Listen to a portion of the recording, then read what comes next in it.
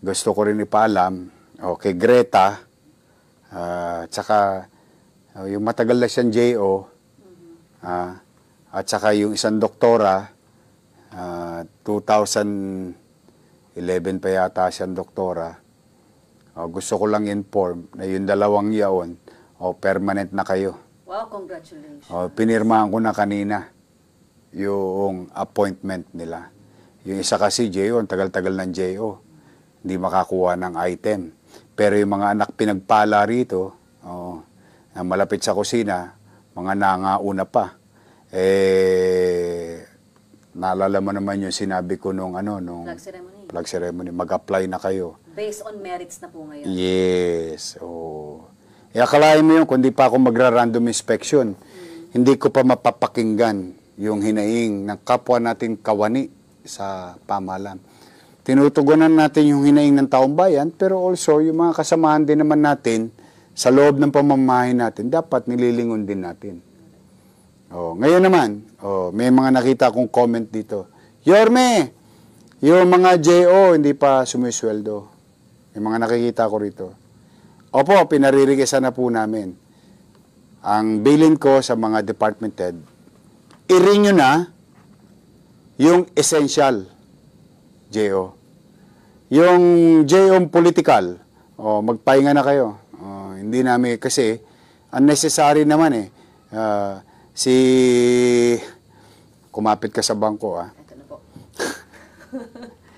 Si Secretary Letlet Sarkal, kasi yung in-announce ko na bloated na JO noong inaugural ko, kasi hindi pa tayo nasa loob ng gobyerno no?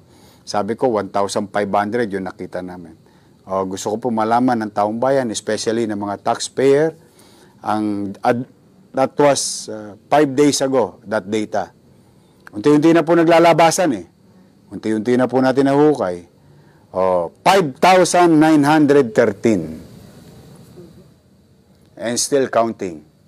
JO hired. Parang may pahabol pa po Imagine mo yun. At most of them are JO 8, which is amounting to 14,000 pesos. Now you do the math. Talaga na nababoy. Wala na akong mapiling magandang word. Ang pinakamababang word pinakamagaang na word na mapipili ko, binaboy talaga. Inabuso talaga. With that, sa mga nagko-comment, Yorme, wala pa yung sweldo yung JO kami. Kung kayo po ay working JO ng particular na ahensya, huwag kayong mag-alala. Kasi base sa rekomendasyon ng inyong departamento, susweldo po kayo.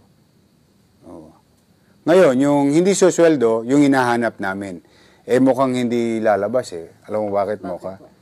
Kinakabahan yung ibang chairman at ibang kagawad, baka mapatunayan sa kanila yun. Ayun lang. Dahil ginamit ng halalan. Kasi meron na kami mga... pero for the meantime, pumanatag ang ating mga JO. Kung kayo ay working, in fact, meron na akong mga napa-aprobahan even sa national agency.